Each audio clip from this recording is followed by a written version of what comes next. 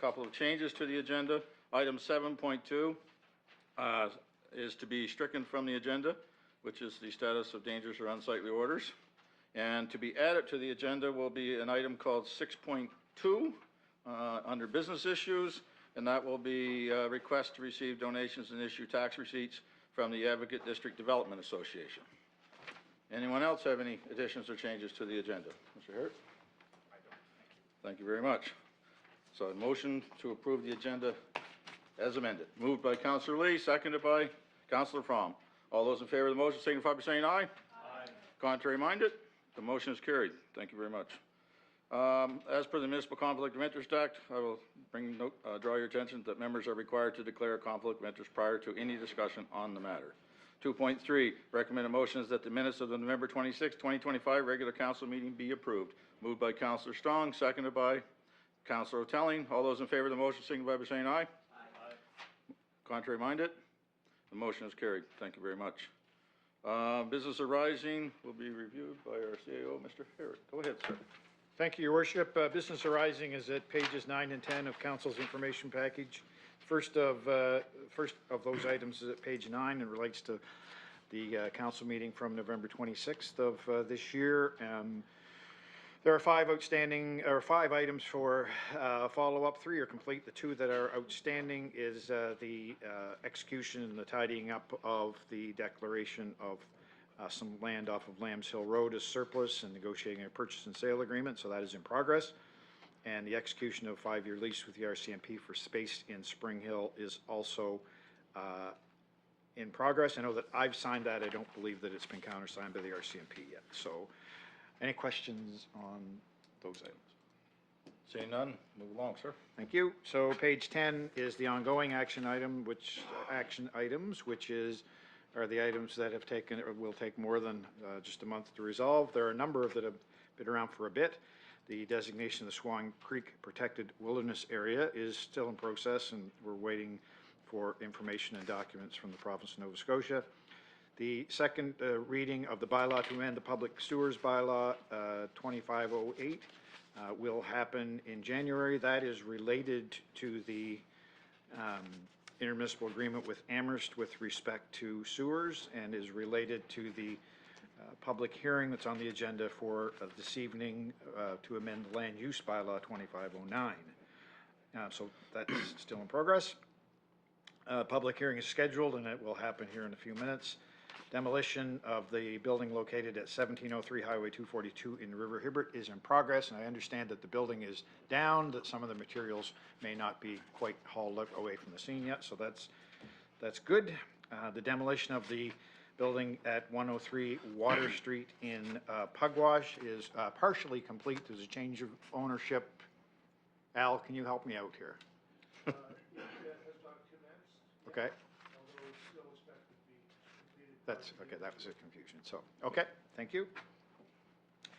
And the documentation for the sale of lands at Amherst Point to Environment and Climate Change Canada. We're just in the process of getting documents signed, and so that not quite complete yet. Sorry for the confusion. Happy to answer any questions. Any questions on that? Seeing none, we'll move along. Before we go any further, who's presenting? He or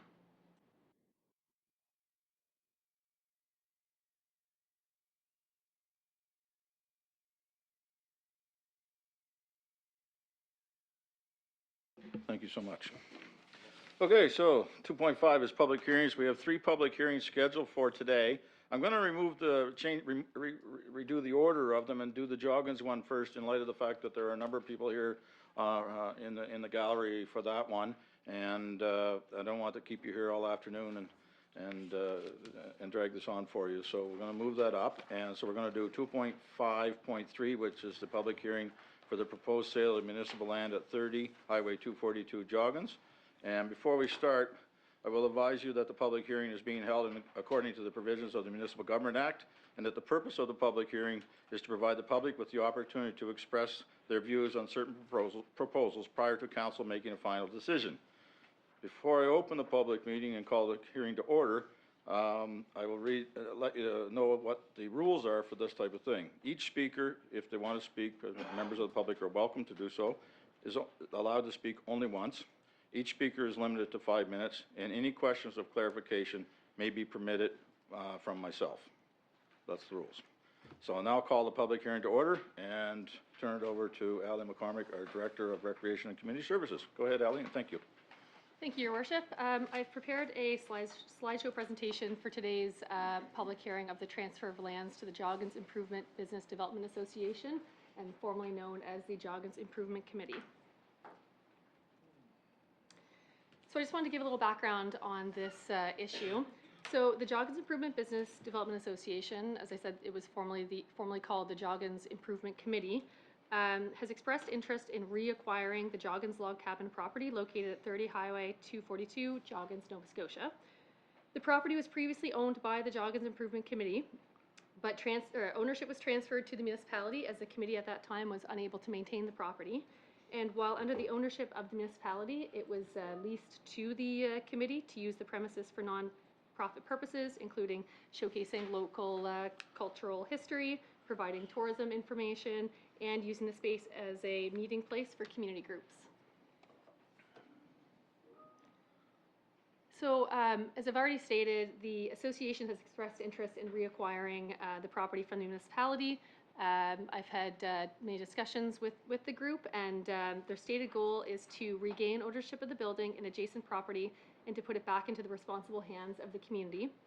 The association intends to revitalize the cabin for year-round community use rather than operating it on a seasonal basis.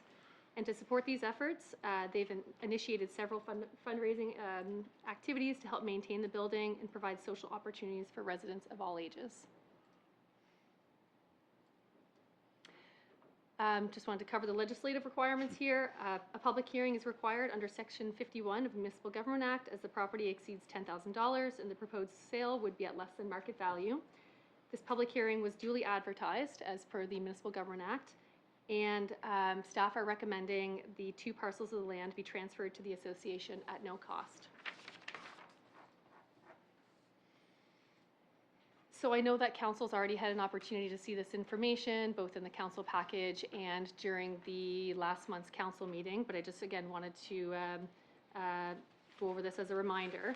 The parcels of land in question have PID number 2506-1961 and 2506-1987.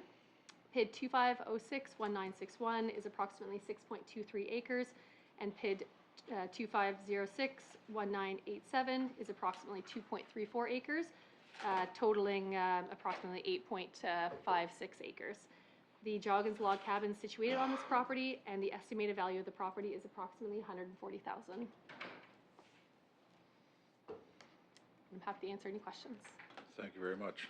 Have there been any written submissions on this one? Your Worship, yes, we received one written submission on December 10th, and it was in opposition of the transfer. And it's in the package. It's in the package, Yep. yes. Okay. Is there anybody from the public that would like to present or say anything at this time? If so, now's your chance to come forward. And I will remind you, you have 5 minutes, and Mr. Harrod will be running the timer. And you are permitted to only speak once, and not no rebuttals if someone else comes behind you. So, and identify yourself and your address, please, and we'll be good. Good afternoon, Mayor Gilroy and councilors. My name is Darlene Rathburn. I am the head chairperson for the Joggins Improvement Committee. We're here today to talk about the Joggins log cabin and the proposal to transfer the cabin and adjourned land back into the hands of this committee. The log cabin has a history with Joggins. It was originally built in the 90s to house the fossils that were found in the area. The building was funded and built by the Joggins Improvement Committee through fundraising and donations. The province then built the now Joggins Fossil Center, leaving the cabin open to the residents of Joggins and area. Over the years, it served as a few different things. Then COVID came and it closed. After COVID, it was open only during the summer months for tourism, and that was spotty openings. The cabin at that point sort of fell into some neglect. along with a negative bank balance until now. We are a newly formed committee elected by the residents of Joggins and area. Our purpose is to resurrect the log cabin back to life and to make the cabin a friendly, safe space to gather. There is currently no immediate common space for individuals, families, kids that is non-alcohol served area to come and enjoy some quality time and space in Joggins. A place where people can meet up to play cards, watch a movie for the kids, craft days for kids and adults, a library and reading area are among other activities that are planned. We have been approached by some outside provincial third-party interests of booking a rental space as well. This would help bring in some revenue to help support the cabin. We have confirmed that there is a local church group who is now offering to have church services starting in January. Along with, we have crib nights booked starting in January, and at the middle of January, we have setting up a play day for mums and preschoolers, so they have a place to meet. There is a large interest in keeping the cabin open for residents, not to mention that we are also a tourist hub when they come into the village.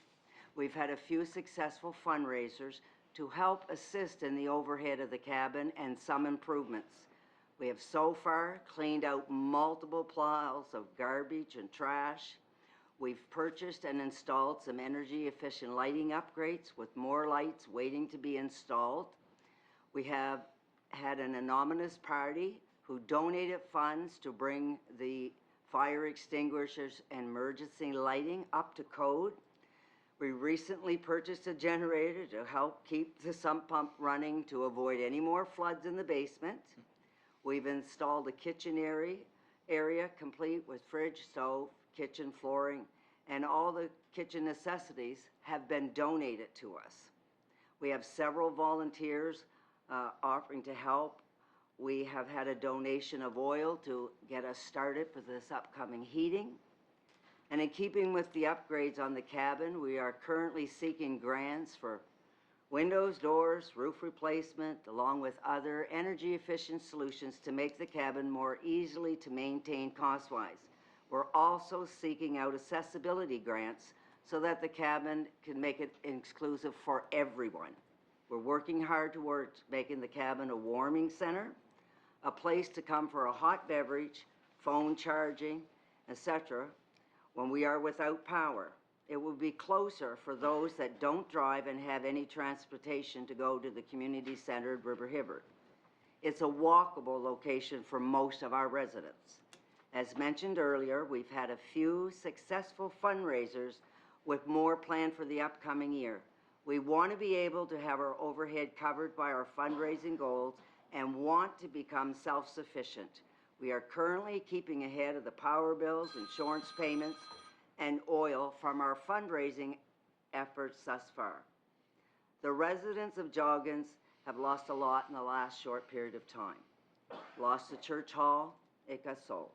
Then we lost the church this fall. And it will be going up for sale in the spring. We've lost the fire department recently. If we're able to lose the cabin now, it would deflate the morale even more. We'd like to increase foot traffic to the village, have the cabin open year-round, and continue to work to improve the area. We have the support of the community and other areas. We have volunteers stepping up every day to help bring the cabin back to life. The residents of Joggins, on behalf of myself and the rest of the executive committee, and the residents of Joggins, we thank you for your time and consideration for the transfer of the cabin back to us. Sincerely, Joggins Improvement Committee. Thank you very much, Darlene. Perfect. Is there anyone else that wishes to speak today? No? Okay. Perfect. Any questions from council on any of this? Councilor Lee, go ahead. Your Worship, just a comment. This is a hard-working group, and they have a plan in place.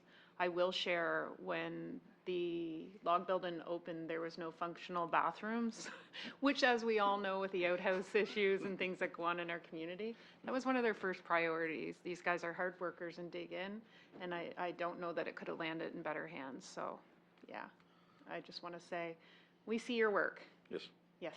awesome, thank you very much. Anyone else? I will now close the public hearing. Thank you. And thank you to you folks for coming today and for your input and certainly for your work so far in this project, and we wish you all the best. Thank you. We're going back to 2.5.1, public hearing, which is the bylaw to amend the land use bylaw 25-09. And again, the same rules apply. I will now call the public hearing for this to order and turn it over to Kira. I think it's me, is it? Greg. Is it you? Yeah, it's Yeah. me. The next one's Kira. It says Kira, but it's really. Okay, it's really wait, me. no, I got Glenn here, not Greg, it's Yeah, Glenn. no, Is it you or Greg? It's me. It's you, okay, so we're gonna go with Greg and leave Glenn out. Okay, there we go. One's online, just don't. I know, yeah, I saw okay. him. It's all good. I thought he was carjacking, wasn't sure what was happening. Go ahead. Have you called the meeting, have you called to hear the Yes, order? I just called it to order Okay. and asked for the staff So, presentation. thank you, Worship, and again, through the confusion, but here we are. So, this is an item that's related to a couple of others that we're working on, and this relates to a public hearing with respect to an amendment to the land use bylaw. The land use, and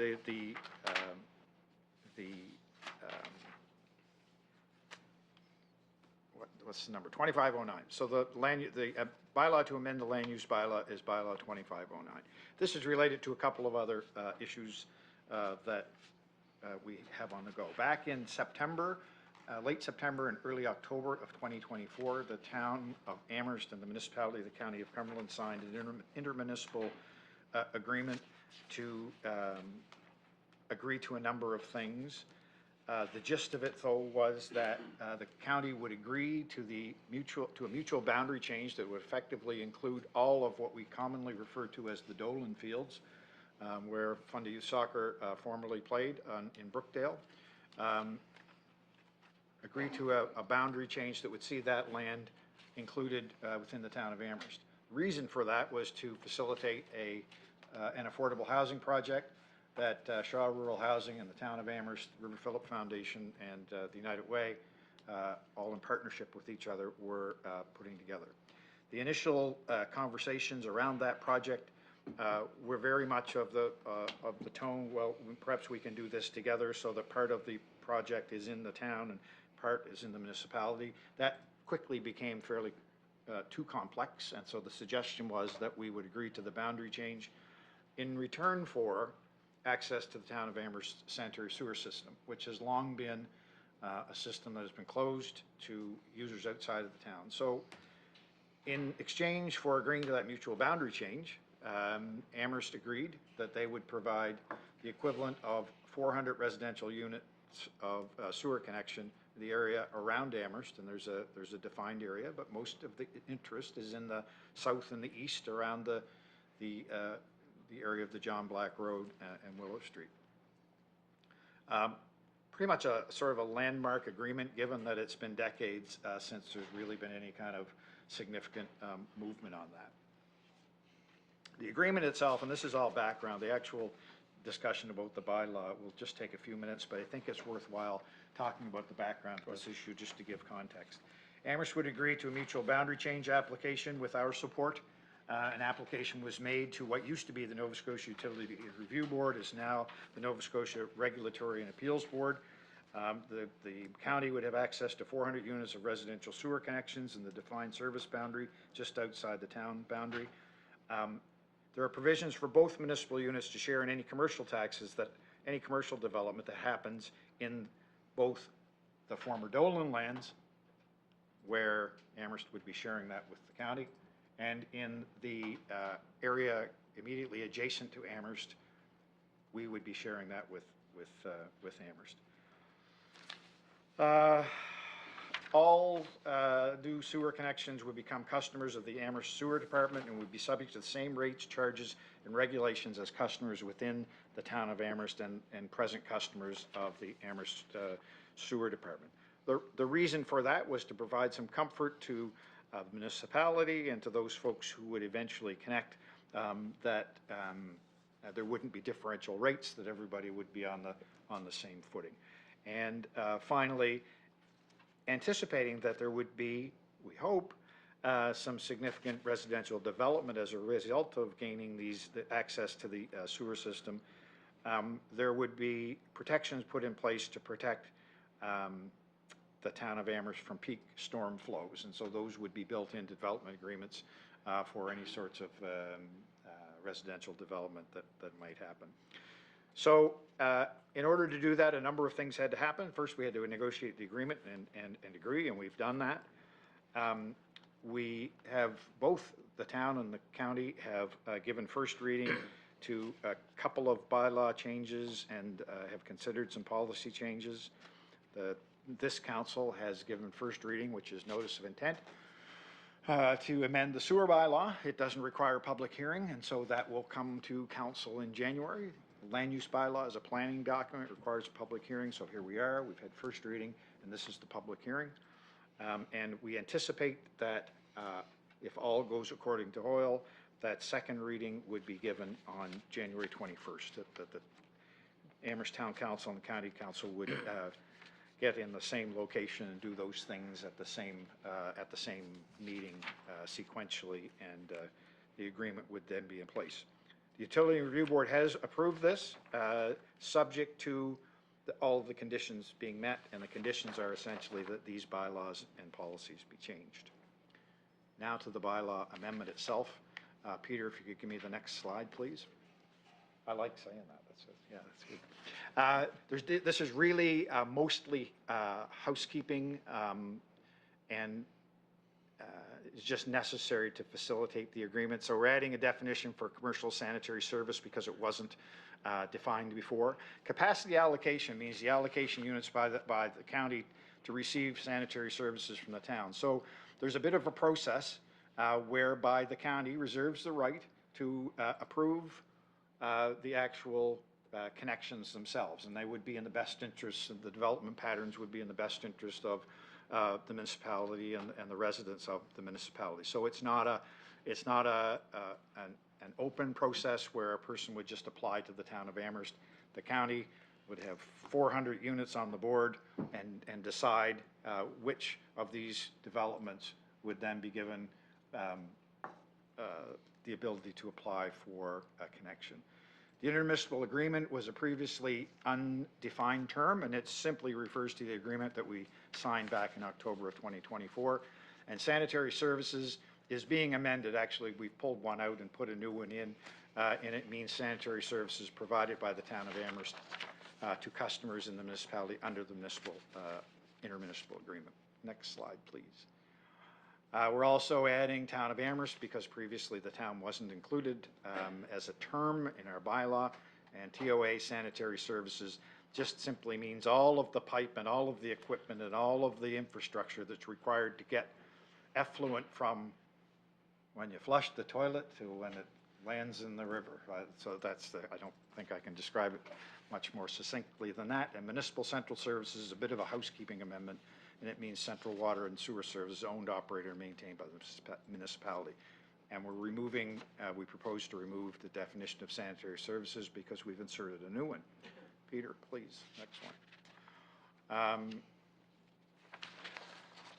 This section deals with the part of the land use bylaw where a site plan might be required, or a site plan agreement, or in an application for a development permit. Previously, there was no reference to a capacity allocation, and that is that agreement to actually assign a unit from our agreement to a connection, and so we're adding that to the land use bylaw. Next one, please. These are completely housekeeping in nature, so we'll go to the next one, please. Same thing. These are completely housekeeping And just some final comments. In terms of financial implications, there are no specific ones of this bylaw itself, but there are significant financial and service implications of all of the components of this deal. So, I think the number, and I don't have it right top of mind, I think it's something like $34 in taxes that we were getting for the Dolan Fields, and the potential for development and for additional tax revenue in the area adjacent to Amherst is fairly obvious and could potentially fairly significant if we are able to take advantage of that. The environmental applications, we think that connecting to a central sanitary sewer service is vastly more environmentally friendly than a number of on-site sewage disposal systems, and so there's that. And the community engagement simply refers to this public hearing. As well, there was significant public notice and some engagement at the Regulatory and Appeals Board level. I know that the Regulatory and Appeals Board received a number of letters in opposition to this from some of the folks in the Brookdale area, but the board, through its process, then had to decide whether it would order a public hearing and hear those in a hearing setting, or whether they felt they had a good enough grasp of the issues from the letters and comments that they received to be able to make a decision, and they have done that. And so they've made a provisional decision. So, Your Worship, long story short, this is an amendment to the land use bylaw to insert some definitions that will facilitate the agreement between the town of Amherst and the county of Cumberland, and executing and implementing what we believe to be a historic agreement that's good for both the town and the county. So I'm happy to answer any questions. Absolutely. Yeah. And just to be clear, were there any written submissions directly received to the municipality on this item? I am not aware of any directly to that municipality, no. Thank you very much. Is there anyone here from the public that would wish to speak to this today? Seeing none. Any questions or additional comments from council? Seeing none, I will now close the public hearing. Thank you very much, Mr. Herb. 2.5.2, public hearing, bylaw to amend the MPS 25-12 and bylaw to amend the LUB 25-13, 40 Chapel Street, Spring Hill. And the rules, once again, still apply. This is a separate, each one of these are separate items and separate hearings. I will now call the public hearing to order and invite the staff to do a presentation on the bylaw and amendment. Go ahead. Thank you, Your Worship. I'd like to start by welcoming the members of the gallery and welcome anyone who's watching on the live stream. Thank you for attending the public hearing. The application before you today is a request to rezone 40 Chapel Street in Spring Hill. It's known locally as the former St. John the Baptist Church. The proposed amendment would effectively change the property's designation from residential to commercial, as well as to rezone the property from institutional to the mixed-use zone. For council and the public's knowledge, the applicant, Mr. Brown, is here today, and he is happy to answer any questions and provide a little bit more details on the project. The subject property, as I mentioned, is the former site of St. John the Baptist Church. In 2024, the land was deconsecrated and deregistered as municipal heritage property. This was due to the growing demand that the size of the church posed for maintaining it. Heating it was becoming a growing burden, as well as there was a leak in the roof that would be costly to repair. They decided to relocate the church services and put the property up for sale, which is how the current owner, Mr. Brown, acquired it. He's looking to develop affordable residential units in the building, as well as some light commercial rental spaces. He is looking to do this and obtain funding for this project to help offset the costs. So some of the details towards the unit numbers may shift as funding is awarded.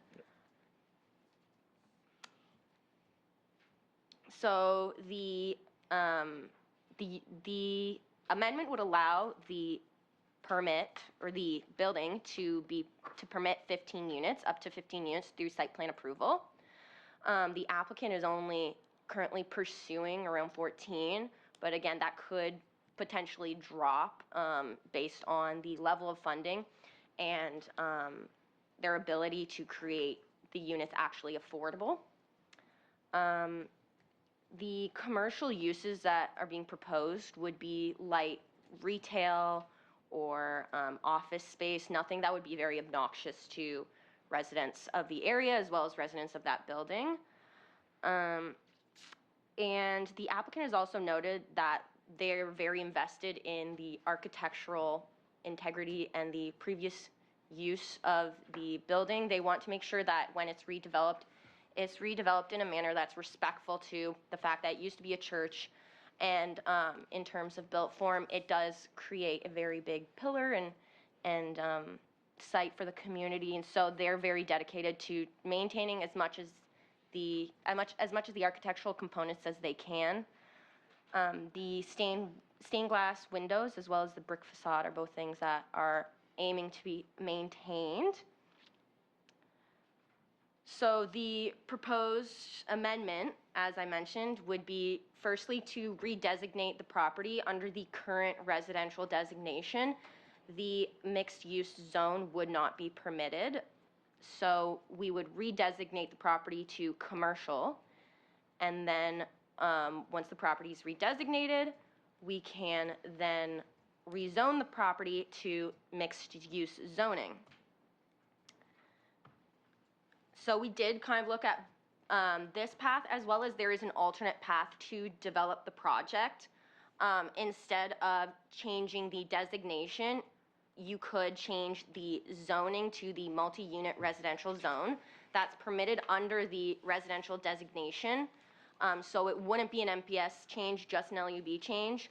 That being said, the path to permitting through the multi-unit residential zone would require the applicant to undergo a development agreement, which means at the time of applying for permits, they would have to have their plans set, and they wouldn't have an ability to amend them as funding got awarded to better improve the project. We want to make sure that when that funding's awarded, they have flexibility in their building plans to do that.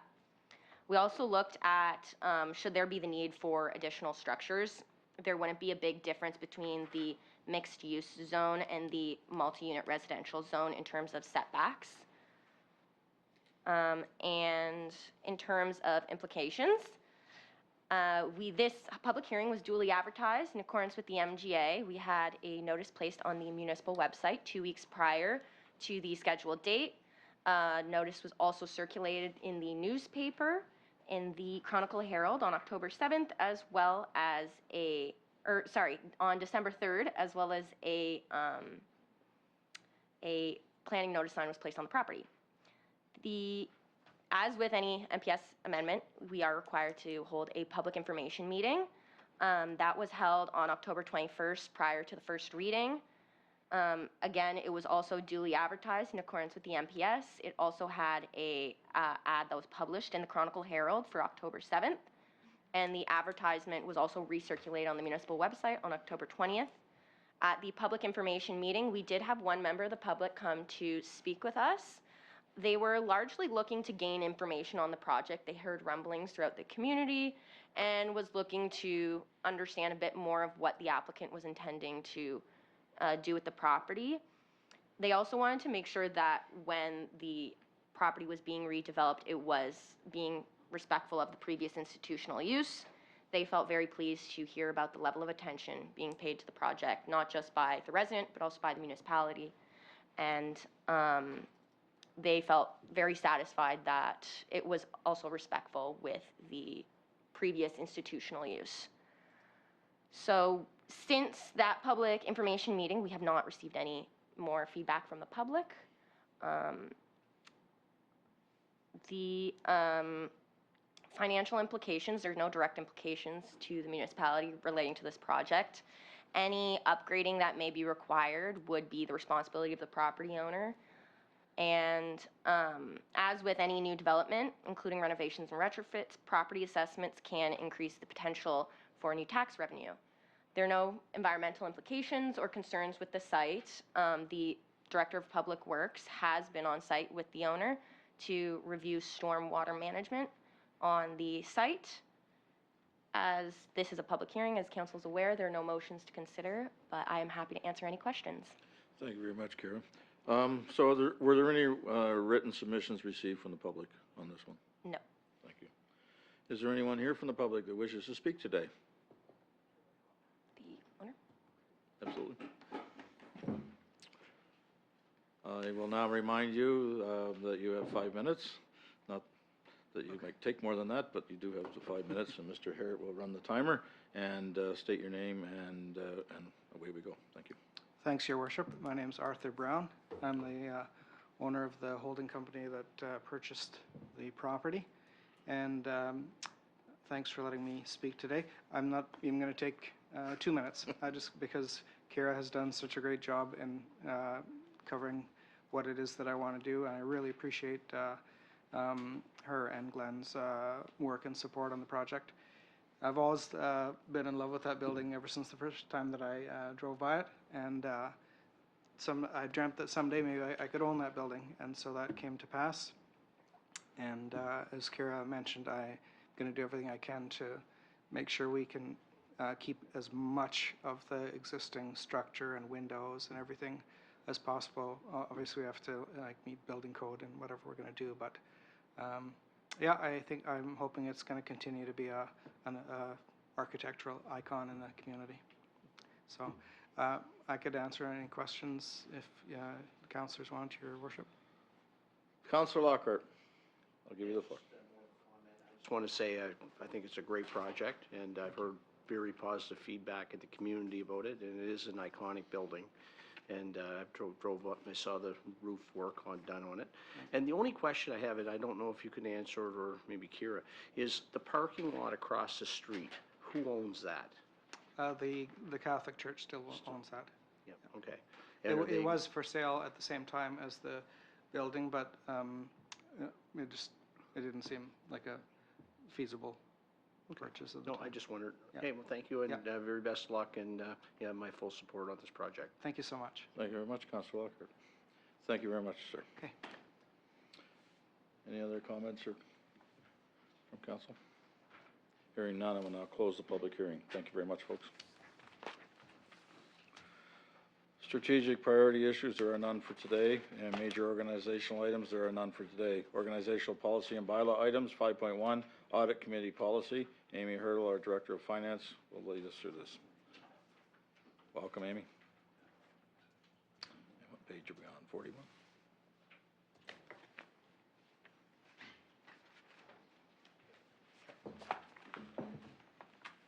Thank you, Your Worship.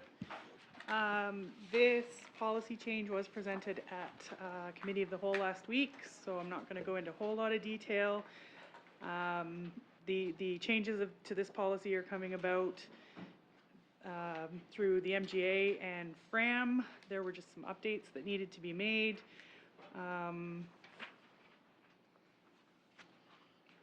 The existing policy contained a fair number of detailed duties and responsibilities that already existed in the provincial regulation, and so a lot of those have been pulled out and the policy simplified. The policy is in your package, as well as the related regulation information, and I will take any questions if there are any. Thank you very much, Amy. The recommended motion is that council approve the Audit Committee Policy 25-05 and the repealing of the existing Audit Committee Terms of Reference Policy 22-04. Moved by Councillor Lockhart, seconded by Councillor Strong. Any comments or questions on this item? Seeing none, I'll call for the vote. All those in favor of the motion signify by saying aye. Aye. Contrary minded, the motion is carried. Thank you very much. 6.1, business issues. New River Hibbert Fire Hall budget request. Alan Cole, our Director of Protective Services, will now lead us through this. Welcome, Alan.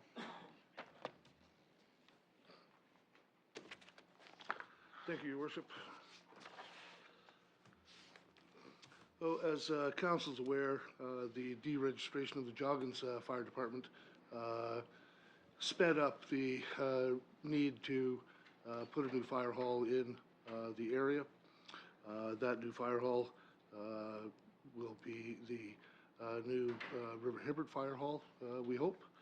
The motion before council is that council direct the CAO to prepare a request for proposals for the design and construction of a new fire hall in the River Hibbert Fire District, and provide a report with recommendations with respect to the site of the building, and include a preliminary amount of $3.5 million in the capital projects recommended for early approval, coming to council in early 2026.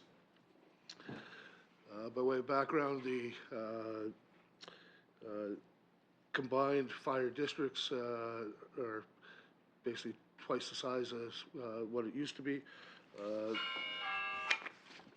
A new, A lot going on, I'm sure. I think we need a cell phone policy. I've gotten 10 calls. Go ahead, sir. So, staff have estimated, based on our recent experience in building fire halls and getting proposals to build fire halls not yet completed, is that the $3.5 million is a reasonable estimate. Although at this stage, just caution council that it is indeed an estimate, and until the procurement process is concluded, the actual cost is not known. The financial implications, as have previously been discussed, are essentially a debt service of about $285,000 in the first year. I will point out that that includes principal and interest. That's not simply an interest payment. So it does include principal, and that would be reducing over time. There's also cost savings on apparatus and equipment for having one fire department in the area rather than two, which will go into the financial calculation as well. Happy to take any questions, Your Worship. Thank you very much, Director Cole. The recommended motion is the council direct the CAO to prepare a request for proposals for the design and construction of a new fire hall in the River Hibbert Fire District. Provide a report with recommendations with respect to the site of the building, and include a preliminary amount of $3.5 million in the capital projects. Recommend it for the early approval report coming to council early in 2026. Somebody like to make that motion? Moved by Councillor Lee, seconded by Deputy Mayor Gould. Okay, any comments or discussion on this, folks? Go ahead, Councillor Lee. Your Worship, thank you. I just want to hold some space for the amount of work that is going on in the background to get this to where it needed to be quickly. So a big thank you to everyone and the work that went into this to move things along. Thank you very much. I have a quick question. Will this be a design and build project, or will we use some existing designs that we have used in the past, or is that a possibility? It's very possible, Your Worship, but we are looking at the designs that we used in Wallace, for instance, but that determination will come out of the RFP process. Awesome. Thank you very much. My only reason to ask that question is that the designed part of the project costs a fair bit of change for some of the bidders to get through. So without doing the design, if we use an existing one, we perhaps could have more bids, I guess, is what I'm told. So. I think perhaps I'll just make a comment there. Sure. My experience is that the design build